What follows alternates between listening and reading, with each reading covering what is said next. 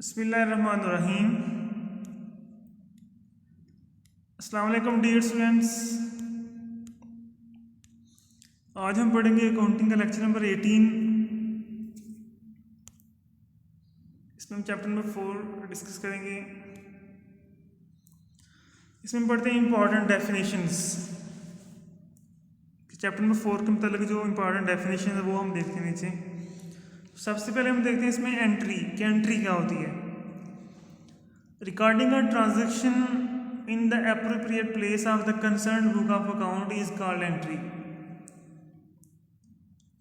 कि ट्रांजैक्शन जो लेन देन को हम रिकॉर्ड करते हैं बुक के अंदर एप्रोप्रिएट प्लेस के मुनासिब जगह पर हम रिकॉर्डिंग करते हैं ऑफ द कंसर्न बुक, जो उनके मुतलका बुक होती है अकाउंट की, उसको हम एंट्री कहते हैं। कि रोज़मर्रा के लेन देन को जब हम अकाउंट्स की बुक पे मुनासिब अंदाज से मुनासिब जगह पर रिकॉर्ड करते हैं उसको हम एंट्री का नाम देते हैं। उस प्रोसेस को कि कोई भी हम ट्रांजेक्शन करते हैं, फॉर एग्जांपल कोई चीज़ खरीदते हैं तो हम उसको फ़ौरन बुक में रिकॉर्ड करेंगे तो वो एंट्री होगी। कोई चीज़ बेचते हैं तो वो भी हम बुक में रिकॉर्ड कर देंगे, वो भी एंट्री होगी।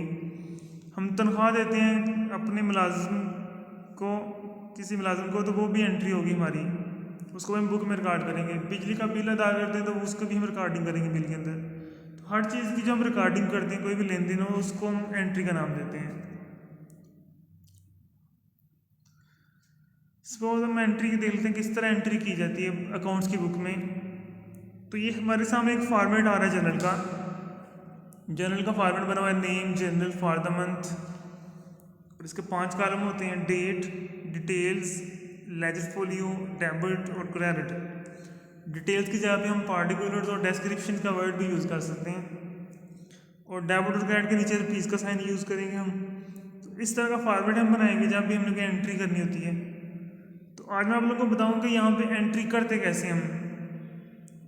सबसे पहले आप लोगों ने ये ध्यान रखना है कि हमने इसकी कॉलम किस तरह बनाना है। ये आप लोगों को याद होना चाहिए कि हमेशा जो फॉर्मेट होता है किसी चीज़ का वो आप लोगों को याद करना पड़ेगा। तो हम एक ट्रांजैक्शन अपनी तरफ से सपोज कर लेते हैं। ये एक ट्रांजैक्शन मैंने लिखी है, जनवरी 1 को लिखा मैंने, ही परचेज गुड्स फॉर कैश ₹5000। कि 1 जनवरी को उसने चीज़ें खरीदी हैं 5000 की कैश में। तो उसने कैश देकर कुछ चीज़ें खरीदी हैं। तो सबसे पहले हम देखते हैं इस ट्रांजैक्शन के इफेक्ट क्या होंगे, कि किस किस चीज़ पे ये इफेक्ट करती है। This transaction has brought 2 changes. किस ट्रांजैक्शन से 2 तब्दीलियाँ होंगी। First one is purchases. कि परचेज जो है ना आ रहा है इसमें, कि जब हम गुड्स को परचेज करते हैं तो हम सबसे पहले परचेज लिखेंगे। अकाउंटिंग इक्वेशन में आप लोगों ने पढ़ा था कि जहाँ पे हम गुड्स खरीदते थे हम गुड्स का एक कॉलम बनाते थे, या गुड्स को हम सेल कर रहे थे तो हम गुड्स के कॉलम में उसका इंदराज करते थे। लेकिन जर्नल में हमने क्या करना है, जर्नल में हमने एंट्री के अंदर उसके जो डेबिट और क्रेडिट एस्पेक्ट होते हैं वहाँ पे हमने गुड्स का वर्ड यूज़ नहीं करना। अगर हम गुड्स को परचेज कर रहे हैं तो हम परचेजेस इस्तेमाल करेंगे जो कि एक्सपेंस होता है। अगर हम गुड्स को सेल कर रहे हैं, बेच रहे हैं, तो हम सेल्स का वर्ड यूज़ करेंगे गुड्स की जगह पे, और सेल्स हमारी इनकम होती है। तो यहाँ पे हमने परचेज की हैं तो हम परचेजेस का वर्ड यूज़ करेंगे, और परचेजेस हमारा क्या होगा, एक्सपेंस। सेकंड इफेक्ट इसका हो रहा है कैश पे, और कैश किस में आता है, एसेट में।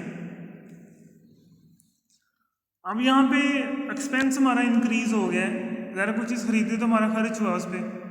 तो जब एक्सपेंस इंक्रीज होता है, एक्सपेंस में इजाफा होता है, उसको हम डेबिट कर देते हैं। और जब कैश हमारा कम होता है, ज़्यादा हमने कैश पे किया है चीज़ों को खरीदने के लिए, तो कैश कम हो रहा है, और कैश हमारा एसेट होता है। एसेट जब डिक्रीज हो, कम हो, तो उसको हम क्रेडिट कर देते हैं। तो ये इसके इफेक्ट हैं ट्रांजैक्शन के। सबसे पहले ये आप लोगों को समझना बहुत ज़रूरी है कि इसके 2 इफेक्ट कौन से होंगे, और उनमें से कौन सा डेबिट होगा और कौन सा क्रेडिट होगा। और हमेशा हमने डेबिट को पहले लिखना होता है और क्रेडिट को बाद में लिखना होता है। तो यहाँ पे परचेजेस डेबिट है तो पहले हम परचेजेस लिखेंगे, और कैश क्रेडिट है तो कैश को हम बाद में लिखेंगे। अब इसको हम उस फॉर्मेट में इसकी एंट्री पास करते हैं। ये हमारे सामने फॉर्मेट आ गया जनरल का। तो यहाँ पे सबसे पहले हम डेट लिखेंगे। पीछे जो ट्रांजैक्शन मैंने सपोज किया उसमें डेट मैंने यूज़ की जनवरी 1, तो डेट में लिख देंगे जनवरी 1। अब डिटेल्स में हमने उसके डेबिट और क्रेडिट जो एस्पेक्ट थे दो, उनको रिकॉर्ड करना है। तो सबसे पहले हम डेबिट लिखेंगे। उनमें से डेबिट क्या हो रहा था? परचेजेस। तो यहाँ पे हम लिख देंगे परचेजेस अकाउंट। और ये भी याद रखना है आप लोगों ने कि हर चीज़ के साथ हमने अकाउंट का वर्ड जो है ना वो मेंशन लाजमी तौर पे करना है। कोई भी हम लफ्ज़ लिखते हैं यहाँ पे, परचेज लिखते हैं, सेल्स लिखते हैं, कैश लिखते हैं, कैपिटल लिखते हैं, तो हर एक के नाम के साथ हमने क्या लिखना है? अकाउंट। तो ये परचेज अकाउंट आ गया यहाँ पे सबसे पहले। और अब इसकी अमाउंट हम लिख देंगे डेबिट के कॉलम में, क्योंकि ये डेबिट हो रहा है। तो डेबिट के कॉलम में आ जाएगा 5000 कि 5000 की हमने चीज़ें खरीदी। अब हमने इसका दूसरा पहलू रिकॉर्ड करना है जो क्रेडिट हो रहा है।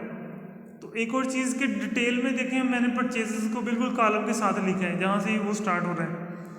ये डेबिट है, लेफ्ट हैंड साइड जो है ना उसकी हम वहाँ पे डेबिट लिख दिए।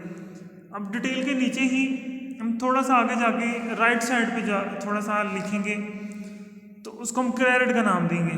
तो यहाँ पे मैं लिखता हूँ कैश काउंट। आप लोगों को स्क्रीन पे नजर आ रहा है कि परचेजेस मैंने पहले लिखा है और कैश मैंने थोड़ा सा आगे करके लिखा है। क्रेडिट हमेशा आप लोगों ने थोड़ा सा आगे करके लिखना है। तो अब कैश अकाउंट हमारा क्रेडिट हो रहा है, तो इसकी अमाउंट हम कहाँ पे लिखेंगे? क्रेडिट के कॉलम में। तो क्रेडिट के कॉलम में आ गया 5000।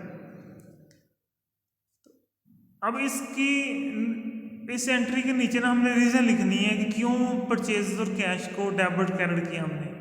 तो नीचे हम वही स्टेटमेंट लिख देंगे जो पीछे मैंने सपोज की है कि परचेज गुड्स फॉर कैश लिखा हुआ था, हम नीचे लिख देंगे परचेज गुड फॉर कैश। तो ये हमने क्या किया? एक एंट्री कर दी हमने कि मैंने अभी सर्कल किया है, डेट, आगे परचेज और कैश लिखा हुआ है, फिर 5000 डेबिट में लिखा हुआ है, 5000 क्रेडिट में लिखा है, उसके नीचे निर्देश भी लिखी हुई है डिटेल में। इस सारे प्रोसेस को हम क्या कहते हैं? एंट्री। तो इस तरह हम एंट्री करते हैं। कोई भी ट्रांजैक्शन हो उसके पहले हम इफेक्ट देखें कौन कौन से होते हैं, उन दोनों इफेक्ट्स को हम हाईलाइट करेंगे, फिर उनका हम देखेंगे इनमें से डेबिट कौन सा और क्रेडिट कौन सा है। वो हम रूल्स के हिसाब से देखेंगे जो हमने एसेट, लायबिलिटी, एक्सपेंस, इनकम और कैपिटल का रूल पढ़ा हुआ है, तो उस रूल्स के हिसाब से हम उनको डेबिट और क्रेडिट करेंगे। और जब जनरल में हम उनकी एंट्री पास करेंगे तो सबसे पहले डेट लिखेंगे और डिटेल में सबसे पहले डेबिट को लिखा जाता है, उसके बाद क्रेडिट को। तो परचेज अकाउंट डेबिट हो रहा था इसलिए हमने परचेज अकाउंट को पहले लिखा है, कैश अकाउंट क्रेडिट हो रहा था वो हमने बाद में लिखा और उसको थोड़ा सा आगे करके लिखा हमने। डेबिट की अमाउंट हमने डेबिट के कॉलम में लिख दी उसके सामने, और क्रेडिट की अमाउंट हमने क्रेडिट के सामने लिख दिया उसके सामने, कैश के सामने जैसे लिखा है। और नीचे हमने ब्रैकेट लगा के नरेशन लिख दी है, वजह लिख दी है इसकी कि क्यों ये डेबिट या क्रेडिट हुआ है। तो अगर नरेशन की समझ ना आ रही हो कि हमने कैसे लिखनी है, तो जो क्वेश्चन में स्टेटमेंट लिखी होती है, जो लाइन लिखी होती है, हम वही लाइन यहाँ पे पेस्ट कर देते हैं, तो वही हमारी नरेशन बन जाती है। तो ये सारा प्रोसेस हमारा एंट्री हो गया। नेक्स्ट हम देखते हैं एंट्री दो तरह की होती है, simple entry and compound entry. सबसे पहले देखते हैं सिंपल एंट्री क्या होता है।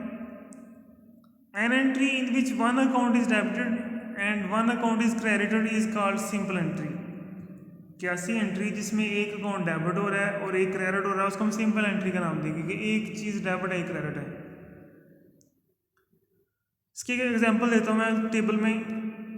सपोज ये एक एंट्री हमें नजर आ रही है स्क्रीन पे कि जनरल का फॉर्मेट बना हुआ है और एंट्री पास की हुई है अगस्त 1 को कैश अकाउंट और क्रेडिट किया हुआ कैपिटल अकाउंट को, और नीचे नरेशन लिखी है स्टार्टेड बिजनेस विद कैश कि कारोबार शुरू किया है हमने कैश के साथ, और उनकी अमाउंट्स भी लिखी हुई है डेबिट और क्रेडिट में 50,000।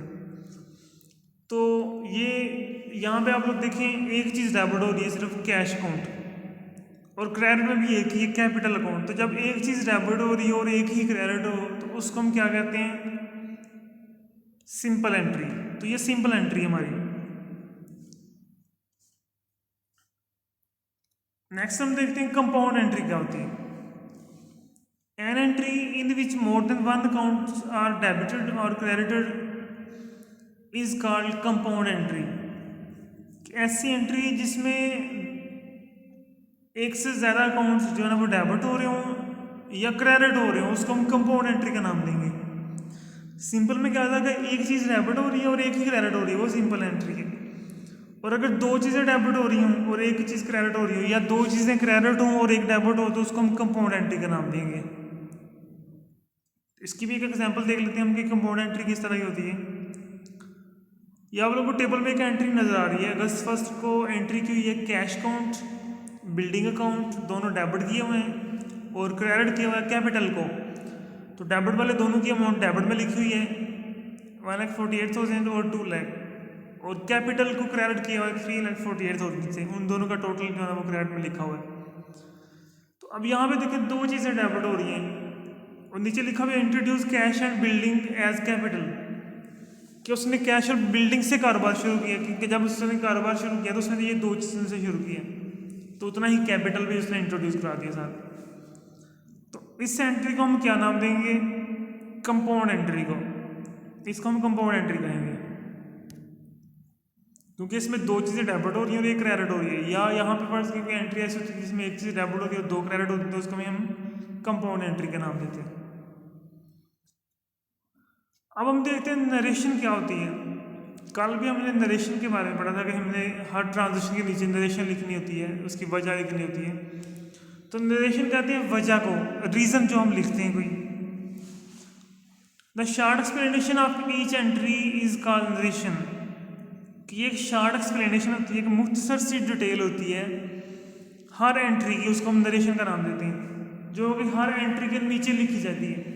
कि कोई भी एंट्री हम डेबिट क्रेडिट लिखते हैं, उसके नीचे जो लाइन में हम ब्रैकेट लगा के स्टेटमेंट का लिखते हैं कि चीज़ें खरीदी है, चीज़ें बेची हैं, या बिजनेस शुरू किया या रेंट पे किया है, उस स्टेटमेंट को नरेशन का नाम दिया जाता है और ये लिखना लाजमी होता है। इसके बगैर एंट्री कंप्लीट नहीं होती हमारी।